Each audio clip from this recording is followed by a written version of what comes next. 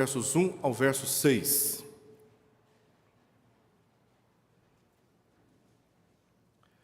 Primeira Epístola de Pedro, capítulo 4, verso 1 ao verso 6. Nós lemos o seguinte: Ora, tendo Cristo sofrido na carne, armai-vos também vós do mesmo pensamento.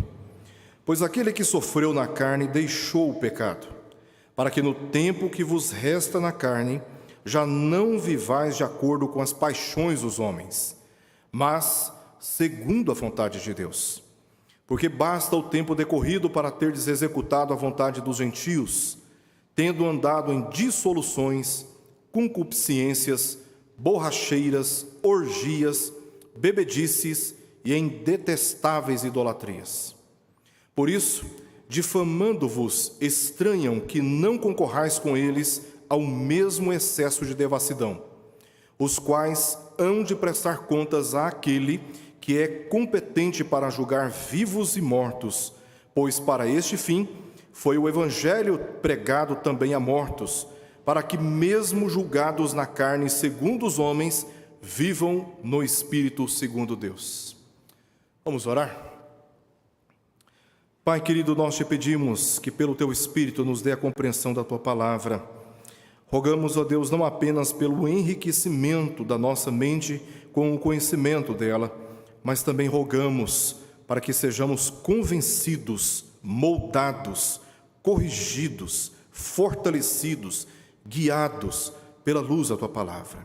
Por isso, Senhor, que a Tua Palavra seja ministrada pelo Teu Espírito com poder para transformar a nossa vida e a maneira de enxergarmos os sofrimentos neste mundo. Assim nós oramos em nome de Jesus. Amém.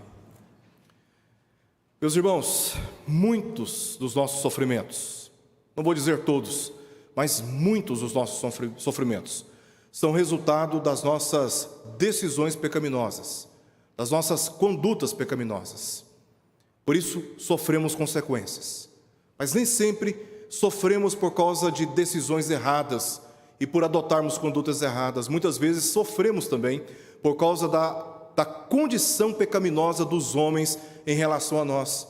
É por isso que há tanta injustiça no mundo. É por isso que nós sofremos tantas injustiças, mesmo falando e mesmo fazendo aquilo que é correto, conforme já vimos aqui no verso 13 e verso 14 do capítulo 3. É possível que nós soframos injustiças por causa dos pecados dos homens. E o sofrimento, como resultado do pecado nas nossas relações, muitas vezes é usado por Deus soberanamente, segundo a sua sabedoria, para um fim glorioso a favor do nome dele e também do nosso próprio bem. É o que nós vemos, por exemplo, na história de Jó, que a Escritura diz que ele era um homem íntegro, reto e que se desviava do mal. Mesmo assim, pela vontade de Deus, foi permitido que ele fosse submetido a muitos sofrimentos. Ele perdeu todos os seus bens, todos os seus funcionários, ele perdeu de uma vez os seus 10 filhos, ele perdeu toda a sua saúde e ainda teve que lidar com uma crise conjugal, porque a sua mulher, no seu sofrimento, já não via esperança para ele.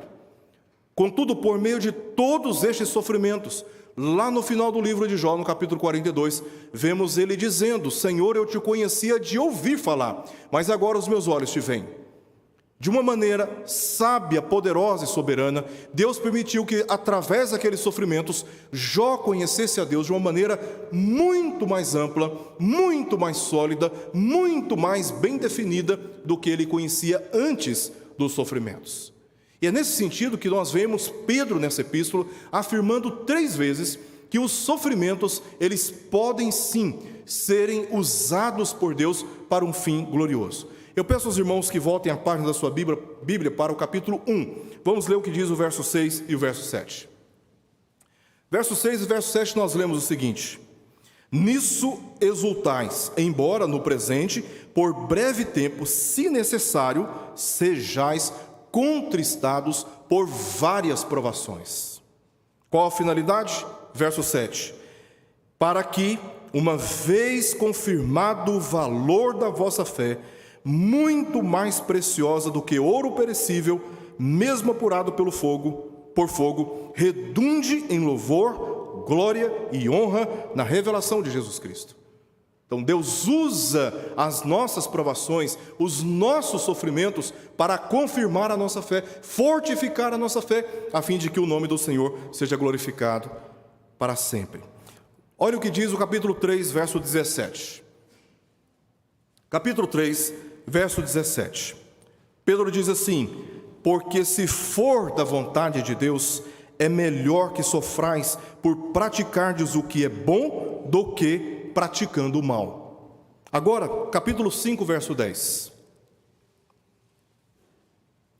Nós lemos o seguinte, capítulo 5, verso 10. Ora, o Deus de toda graça, que em Cristo vos chamou à sua eterna glória, depois de terdes sofrido por um pouco, Ele mesmo vos há de aperfeiçoar, firmar, fortificar e fundamentar. Verso 11. A Ele seja o domínio pelos séculos dos séculos. Amém. Então, apesar dos nossos sofrimentos serem resultado do pecado, do nosso próprio pecado, ou do pecado dos outros, nas nossas relações, Deus ainda assim pode usar os nossos sofrimentos para um fim proveitoso e glorioso.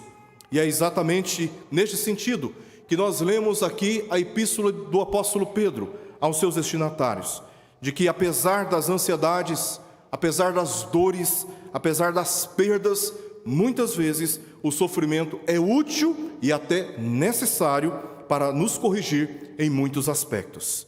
É isso que nós lemos no capítulo 4. Pedro enfatiza no capítulo 4 exatamente este pensamento, este entendimento de que o sofrimento é útil e até necessário, muitas vezes, para nos corrigir. No capítulo 4, na passagem que nós lemos, verso 1 ao verso 6, Pedro vai dizer que o sofrimento ele é poderoso para nos identificar com Cristo.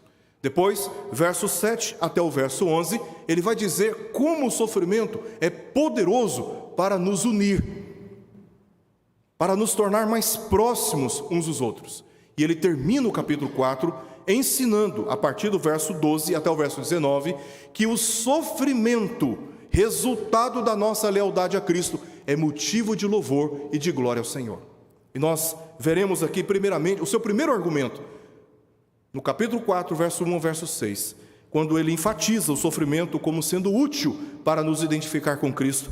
3 questões. Primeiramente, ele traz aqui uma exortação: assumam o mesmo pensamento de Cristo, é o que ele vai dizer no verso 1.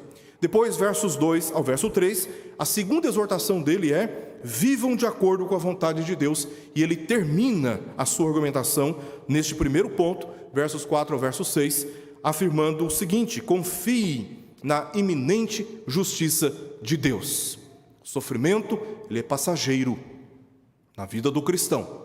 E nesse sentido, confiem na justiça de Deus, porque quando Cristo for revelado, Ele colocará fim a todas as injustiças que o seu povo sofre neste mundo. Vamos ver cada um destes pontos. Primeiramente, verso 1, onde ele afirma o seguinte, a seguinte exortação: assumam o mesmo pensamento de Cristo. O texto diz assim, capítulo 4, verso 1: ora, tendo Cristo sofrido na carne, armai-vos também vós do mesmo pensamento, pois aquele que sofreu na carne deixou o pecado. Lendo o que Pedro está dizendo, desde o verso 18 do capítulo 3 até o verso 6 do capítulo 4, nós temos aqui uma unidade de pensamento usando 2 argumentos. Primeiramente, versos 18 ao verso 22, o apóstolo Pedro está usando essa passagem para lançar fundamentos doutrinários. Então ele entra no capítulo 4, fechando este argumento dele, apresentando a aplicação ou as exortações da doutrina. Por isso que nós temos aqui esta exortação de que temos a necessidade de, no meio dos nossos sofrimentos, de nos armar do mesmo pensamento que Cristo teve quando passou por muitos sofrimentos. Pedro começa, portanto, aqui com uma conjunção, ora, para explicar o assunto anterior. Ele se referiu ao sofrimento de Cristo, capítulo 3, verso 18, para aplicar os princípios da perseverança paciente que todos os cristãos devem ter. Ele os exortou a se armarem do mesmo pensamento de Cristo. E a palavra que ele usa aqui, armar, é uma palavra usada para o ato do soldado se preparar para uma batalha. Então, ao invés do soldado que está diante de uma iminente guerra, de uma iminente batalha, de um conflito, de uma luta, de uma angústia, ao invés dele ficar acuado, esperando a batalha vir, sem fazer nada, Pedro está dizendo: olha para o exemplo de Jesus Cristo. Veja como ele encarou o sofrimento. Ele não ficou passivo, ele não ficou às margens, ele não ficou esperando as coisas acontecerem. Por isso ele está dizendo: armai-vos do mesmo pensamento de Cristo, ou seja, se preparem para a batalha. Se a batalha é inevitável, se o sofrimento é inevitável, então se preparem. Levantem-se, ergam a cabeça, se revistam da armadura de Cristo e enfrentem o que precisa ser enfrentado. Essa é a primeira exortação que ele traz para os cristãos. Veja como Cristo se comportou. A vontade de Deus, através do seu Filho unigênito, foi de dar vida àqueles que espiritualmente se encontravam mortos. E então Cristo, quando veio ao mundo para cumprir a justiça de Deus, para interceder por nós, para fazer expiação dos nossos pecados, ele foi submetido a muitos sofrimentos. O apóstolo Pedro, aqui no capítulo 2, verso 23, na parte A, diz que Jesus, quando insultado, ele não revidou com insultos. Veja como ele lidou com o sofrimento. Ele não encarou o sofrimento de uma maneira pessimista, a ponto de revidar o mal que estava sofrendo com outras atitudes de mal. Por isso Pedro diz, no capítulo 2, na parte A, do verso 23, que quando insultado, ele não revidou com insulto. Quando maltratado, ele não revidou, ele não respondeu com ameaças, mas se confiou àquele que julga retamente. E no verso 24, diz o apóstolo Pedro, do capítulo 2, que Jesus, por causa dos nossos pecados, ele sofreu danos físicos. Por isso que ele cita aqui a questão das chagas. Jesus, ele foi dilacerado naquela cruz. Ele foi levado ensanguentado para aquela cruz. Foi exposto à ignomínia, foi exposto ao opróbrio, foi exposto à humilhação. Ali ele derramou o seu sangue naquela cruz por nossa causa, o justo pelos injustos. Como Jesus encarou o seu sofrimento? Ele não encarou o seu sofrimento como sendo o fim da sua vida. Pelo contrário, ele estava contemplando a glória de Deus, a vontade de Deus, e é nesse sentido que Pedro está dizendo: se revistam da mesma armadura de Cristo e enfrentem o que precisa ser enfrentado. Porque a promessa que nos está reservada deve ser a motivação para enfrentarmos as nossas lutas, assim como Jesus contemplava a sua glória celestial. Todos nós, como seguidores dele, temos que pensar nos sofrimentos da mesma maneira que Jesus pensou, de que os sofrimentos terrenos, eles são passageiros, contudo a glória que nos está reservada não pode ser comparada a nenhuma tribulação, a nenhuma prova, a nenhuma angústia, a nenhuma dor, a nenhum luto, a nenhum prejuízo financeiro, a nenhuma perda de relacionamento que nós podemos enfrentar nessa vida. Causam dores, causam angústias, arrancam as nossas lágrimas, nos fazem desanimar, mas esses sofrimentos, eles são passageiros. E Jesus sabia disto, e foi assim que ele enxergou o sofrimento. E Pedro está exortando: se revistam da mesma armadura de Cristo e enfrentem o que precisa ser enfrentado. E quando nós nos comportamos assim, nos nossos sofrimentos, assim como Jesus, como diz aqui no final do verso 4, o que sofreu na carne deixou o pecado, quando Jesus morre na cruz, ele rompe os grilhões do pecado que antes nos escravizavam. Portanto, se nós nos revestirmos do pensamento de Cristo, no enfrentamento das nossas batalhas, das nossas lutas, o que precisa acontecer conosco, de uma maneira natural e voluntária, é um rompimento com o pecado. E é isto que Pedro vai argumentar agora nos versos 2 e verso 3. Como a nossa identificação com Cristo deve estabelecer para nós um alvo: fazer a vontade de Deus, envolvendo neste esforço o rompimento com os pecados de uma sociedade caída. Olha o que diz o verso 2 e verso 3. para que no tempo que vos resta na carne, já não vivais de acordo com as paixões dos homens, mas segundo a vontade de Deus, porque basta o tempo decorrido para terdes executado a vontade dos gentios, tendo andado em dissoluções, concupiscências, borracheiras, orgias, bebedices e em detestáveis idolatrias. Os cristãos, eles devem viver o resto de suas vidas nessa terra. Nós sabemos que a nossa pátria, estava na UTI com um amigo esses dias, e ele estava me dizendo ele me disse: olha, Erickson, a nossa pátria não é aqui, a nossa pátria é no céu. Então ele não estava nem um pouco preocupado se ele ia morrer, se ele ia viver. A expectativa dele é de estar no céu, na presença de Deus. Nós sabemos disso. E o tempo nosso nessa vida é um tempo muito curto. Diz Tiago na sua epístola, no capítulo 4, que nós somos como uma neblina, que de manhã se levanta e logo se dissipa. A nossa vida é muito breve, é muito passageira.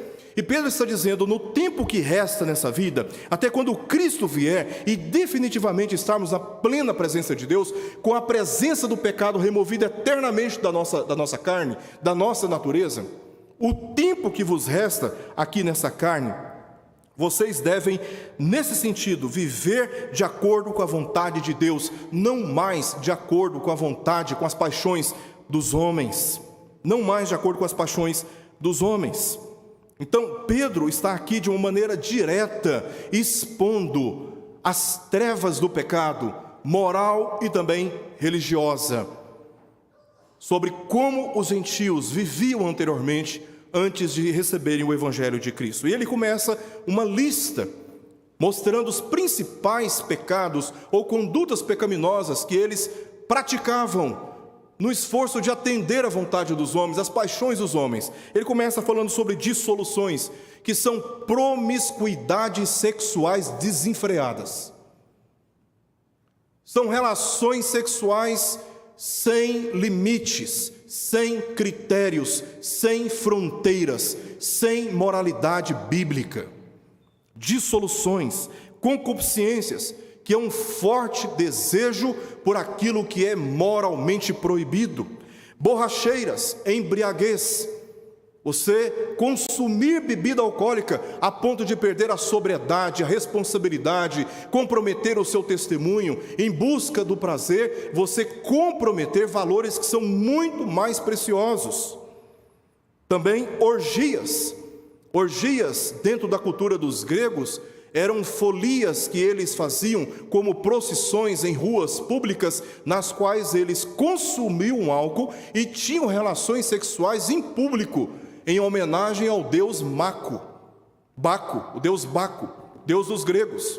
Então, essas folias nos lembram atualmente o carnaval. Era assim que eles praticavam a chamada orgia, que eram folias, eram festas nas ruas, onde eles associavam e combinavam bebidas alcoólicas e relações sexuais em público. Isso tudo num contexto de idolatria. Também, Pedro cita aqui as bebedices, que é o alcoolismo.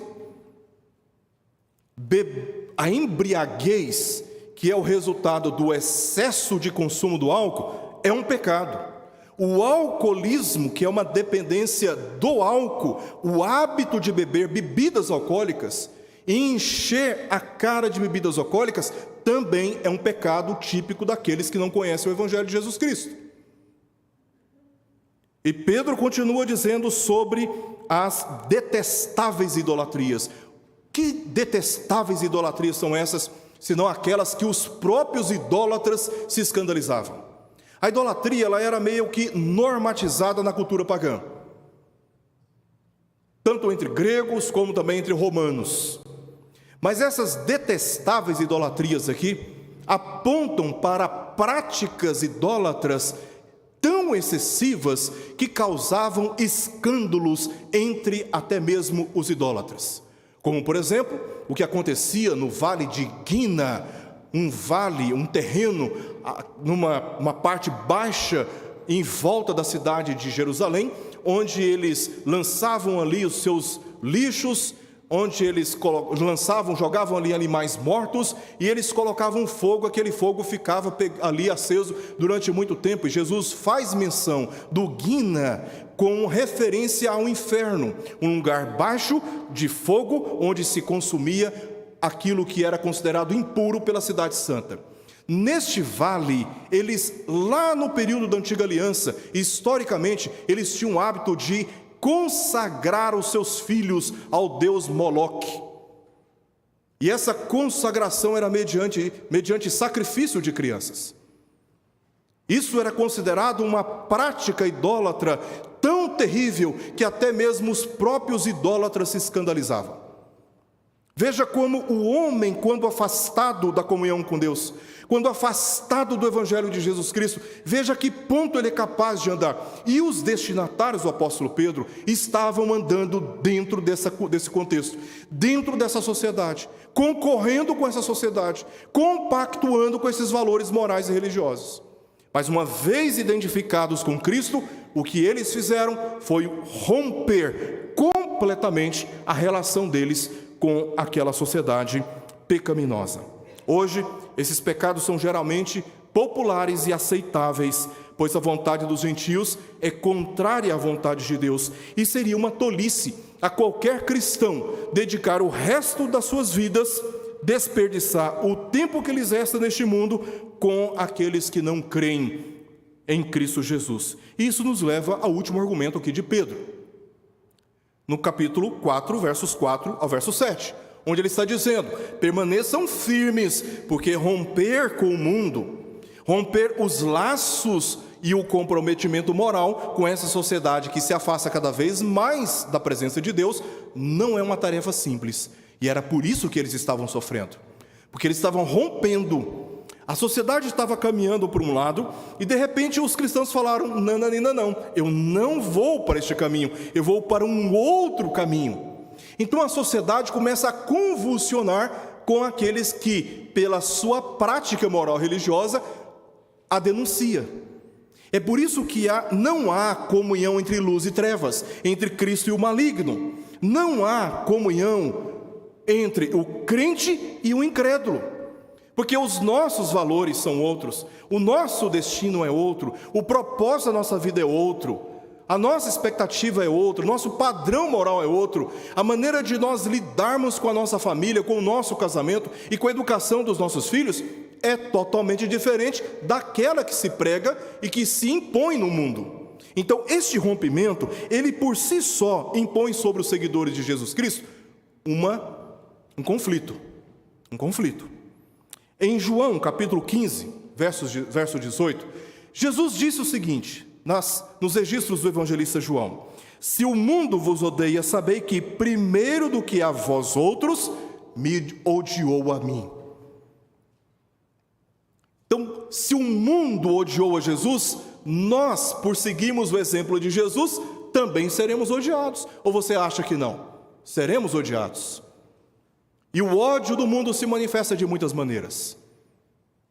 Não apenas pela perseguição, pelo martírio, mas também pela calúnia, pela difamação, pela profanação dos nossos símbolos religiosos, pelo ambiente do nosso culto, pelos cânticos de louvor e adoração que oferecemos a Deus, pela nossa confissão de fé, de maneira a nos discriminar, a nos tratar com preconceitos, a nos privar de certos direitos e a selecionar as melhores oportunidades àqueles que pertencem à sociedade pagã. O cristão que se identifica com Cristo rompe os laços que anteriormente o unia aos pensamentos e condutas dos que rejeitam o Evangelho. Por isso eles são difamados, é o que diz o verso 4. Por isso, difamando-vos, estranham que não concorrais com eles ao mesmo excesso de devassidão. E isso faz parte daquilo que Pedro, desde lá do capítulo 2, vem falando para os seus destinatários. Ele diz no capítulo 2, verso 12, que falam contra vós outros como de malfeitores. Os cristãos estavam praticando a justiça, mas estavam sendo caluniados como aqueles que estavam se comportando como malfeitores. Capítulo 3, verso 9, Pedro diz: não pagando mal por mal ou injúria por injúria, porque eles estavam sendo maltratados no ambiente do seu trabalho e eles ainda assim estavam sendo injuriados, difamados. Então Pedro está dizendo: não revidem o mal que estão praticando com vocês com o mal. Não revidem a injúria que estão praticando contra vocês com injúria. E no capítulo 3 ainda, verso 14, o apóstolo Pedro exorta os cristãos a não se amedrontar, portanto, com as suas ameaças. Além da difamação, dos maus tratos, ainda estavam sendo ameaçados. Olha, se você não se comportar aqui nessa empresa como eu quero que você se comporte, você será demitido da minha empresa. E Pedro está dizendo: não fiquem amedrontados com as suas ameaças por praticar aquilo que é bom. É o que ele está tratando desde o verso 13 do capítulo 3. Então, não vos amedronteis com as suas ameaças. As ofensas desses homens não devem nos preocupar, porque todos hão de prestar contas àquele que é competente para julgar vivos e mortos, diz o apóstolo Pedro. Nós não praticamos justiça própria, mas confiamos àquele que julga retamente. Aliás, foi isso que Jesus fez quando maltratado. Ele não revidou, ele não respondeu com ameaças, mas diz o texto que ele se confiou àquele que julga retamente. E é nesse sentido que os cristãos também devem se comportar. E aqui nós temos, neste exemplo de Jesus, uma palavra de consolo de Pedro aos seus seguidores de Cristo, aos seus destinatários. Capítulo 3, verso 12. Pedro diz assim: porque os olhos do Senhor repousam sobre os justos, e os seus ouvidos estão abertos às suas súplicas, mas o rosto do Senhor está contra aqueles que praticam males.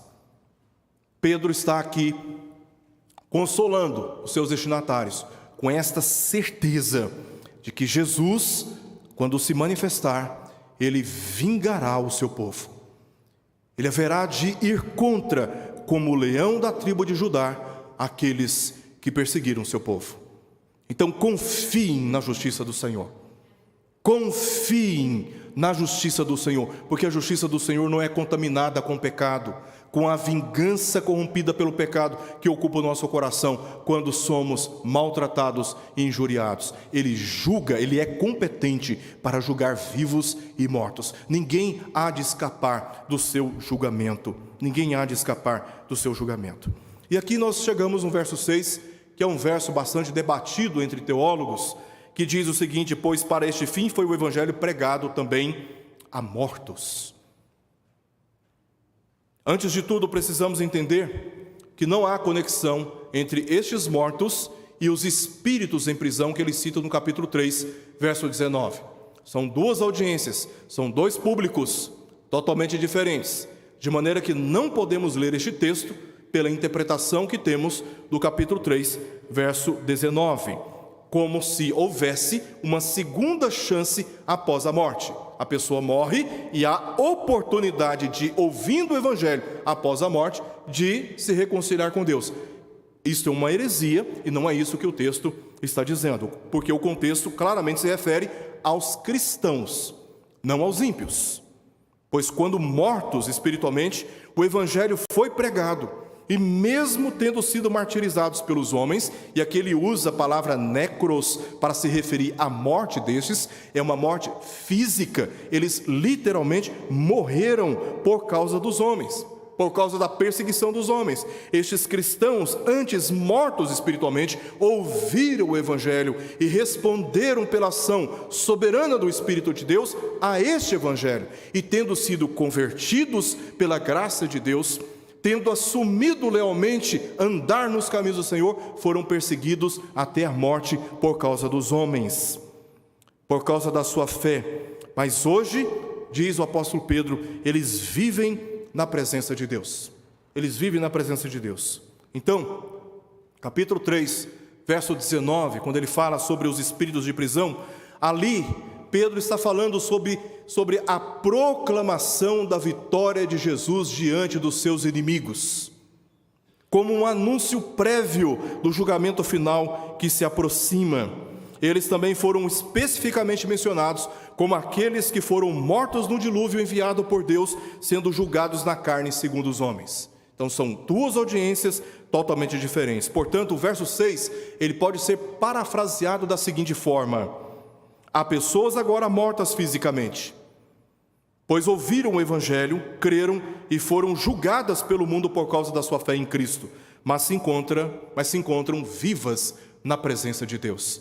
E Pedro está citando isso como uma forma de consolo verdadeiro aos seus destinatários, que na lealdade a Cristo, sendo ameaçados, injuriados, maltratados, e se fosse o caso, perder a sua vida por causa da sua lealdade a Cristo, que eles confiassem na justiça de Deus, porque os que morreram em Cristo, fisicamente, se encontram vivos na presença do Senhor. O ponto de Pedro é que nenhum sofrimento que o mundo nos impõe, por causa da nossa fé, é perpétuo, diferente daquele sofrimento que haverá de passar todo aquele que não crê no Senhor Jesus Cristo, perpetuamente, irreversivelmente. E eu quero terminar, meus irmãos, esta mensagem trazendo apenas duas afirmações, duas lições preciosas para todos nós neste momento. Primeiramente, o sofrimento, pelo próprio texto, ele é um instrumento eficaz para revelar a realidade e a qualidade da nossa fé, a fim de nos permitir repará-la à luz da palavra de Deus. À luz da palavra de Deus. Eu gosto de dizer que ninguém resiste ao tempo e que somos mais conhecidos pelas nossas reações do que pelas nossas ações. Quando confrontados, quando pressionados, quando falta aquilo que nós tanto confiávamos ou tanto desejamos, quando os nossos anseios não são atendidos, é justamente nesta hora que nós somos capazes de enxergar a qualidade ou o tipo de fé que nós temos na presença de Deus. Tipo de fé que nós temos na presença do Senhor. E também, neste momento em que nós sofremos muitas vezes com as angústias deste mundo, temos a oportunidade de extrair o melhor que o sofrimento pode nos oferecer, que é de nos identificar com Cristo, agindo como Ele agiu quando foi submetido a muitas angústias. O sofrimento revela a distância entre o saber e o viver, entre aquilo que nós acreditamos e as escolhas que nós fazemos na vida. Nossas aparências enganam, menos o sofrimento quando temos que passar por ele. Já conheci pessoas abastadas, financeiramente, ricas, não só aqui no Brasil, mas fora também, principalmente nos Estados Unidos, pessoas muito ricas.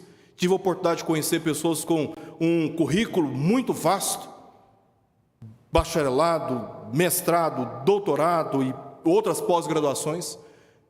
Mas quando a crise vem, quando a pressão vem, quando a sofrimento vem, meus irmãos, nessa hora a gente percebe que essas conquistas humanas e terrenas, elas não podem nos garantir uma fé verdadeira.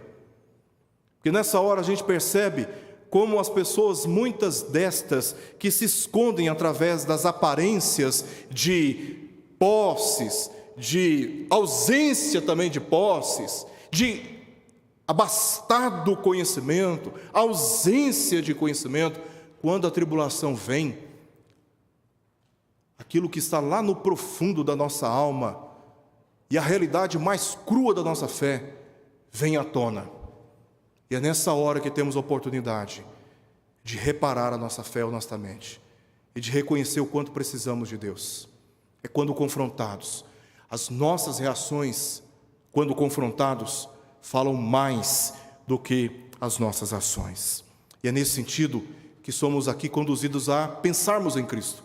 E o apóstolo Paulo, ele nos leva a entender como Cristo agiu no meio dos sofrimentos, para inspirar a nossa conduta. E ele expõe o testemunho de Cristo em Filipenses capítulo 2, versos 5 ao verso 9. Primeiramente, ele faz uma exortação. Tende em vós o mesmo sentimento que houve também em Cristo Jesus. Essa é a mesma exortação que o apóstolo Pedro está fazendo aqui no verso 1. Tenham o mesmo pensamento, o mesmo sentimento que houve também em Cristo Jesus. E aí, Paulo, lá em Filipenses capítulo 2, ele vai mostrar como Jesus agiu no sofrimento. Diz o texto: pois ele, subsistindo em forma de Deus, não julgou como usurpação o ser igual a Deus, antes a si mesmo se esvaziou, assumindo a forma de servo, tornando-se em semelhança de homens, e reconhecido em figura humana, a si mesmo se humilhou, tornando-se obediente até a morte, e morte de cruz. Veja como Cristo encarou o seu sofrimento. Veja como ele lidou com os seus inimigos, as calúnias que sofreu, as maldades que praticaram contra ele. Foi assim que ele permaneceu no meio do sofrimento, cumprindo fielmente a vontade de Deus. Ele não cedeu em nenhum milímetro sequer do seu comprometimento de cumprir a vontade de Deus, mesmo em meio aos mais intensos sofrimentos que ele foi submetido. E os sofrimentos de Cristo são incomparáveis a qualquer sofrimento que eu e você possa passar nessa vida. Porque naquela cruz, quem estava sofrendo não era um homem comum, era o Filho de Deus, a segunda pessoa da Trindade, que não tinha qualquer mácula do pecado, que não tinha nenhuma culpa, mas que sofreu por minha culpa e por sua culpa, por causa do nosso pecado. Naquela cruz estava o Filho de Deus, exposto como vexame ao mundo, por nossa causa. Tanto que às 3 da tarde, no momento onde o sol mais brilhava, houve trevas na cidade de Jerusalém. O sol foi tapado por densas nuvens de trevas. Houve terremoto na cidade de Jerusalém, porque naquela hora o Filho de Deus estava carregando sobre os seus ombros todo o peso do nosso pecado e da nossa condenação. Mas ele, mesmo sofrendo mais do que as dores físicas, mas a dor de ver o seu Pai virando-se para ele naquela cruz por causa dos nossos muitos pecados, ele não cedeu, ele não deixou de cumprir a vontade de Deus. Não teve pressão, não teve ameaça, não teve insulto, não teve prejuízo que afastou Cristo da sua missão de obedecer o Pai. O que seria de nós, os nossos sofrimentos, se não fosse o testemunho de Jesus Cristo? Porque olhando para o testemunho de Jesus, nós temos um norte, nós sabemos agora como agir.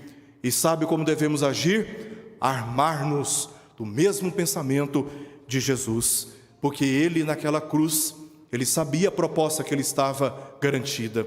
Tanto que depois de mostrar o sofrimento de Cristo, Paulo termina no verso 9 do capítulo 2 de Filipenses, mostrando o que aconteceu depois do sofrimento, dizendo: pelo que também Deus o exaltou sobremaneira, ele deu o nome que está acima de todo nome. Nós sofremos neste mundo, mas nós, quando morrermos, ou quando Cristo vier nos buscar, estaremos no gozo do nosso Pai para todo sempre. Então, não desanime, continue firme na sua lealdade a Cristo, no seu comprometimento bíblico, na sua conduta moral, assemelhando-se ao modo como Cristo agiu no meio dos sofrimentos. E não desanime, porque este sofrimento terreno é passageiro e a glória que nos está reservada, ela é perpétua, sempre olhando para Jesus. E eu quero terminar esta mensagem lendo com todos vocês aquilo que o autor de Hebreus diz no capítulo 12, verso 2. Vamos abrir essa passagem e assim vamos encerrar essa mensagem. Só virar um pouquinho as páginas da sua Bíblia, capítulo 12, verso 2. Capítulo 12, verso 2. Vamos ler todos juntos o que diz essa passagem. Olhando firmemente para o autor e consumador da fé, Jesus, o qual, em troca da alegria que lhe estava proposta, suportou a cruz, não fazendo caso da ignomínia, e está assentado à destra do trono de Deus. Pai querido, guarda a Tua palavra nos nossos corações, e fortaleça a fé do teu povo no meio dos seus sofrimentos, para que permaneça fiel ao Senhor, mesmo diante de ameaças, até mesmo da morte. Nós rogamos por isto, em nome de Jesus. Amém, Pai.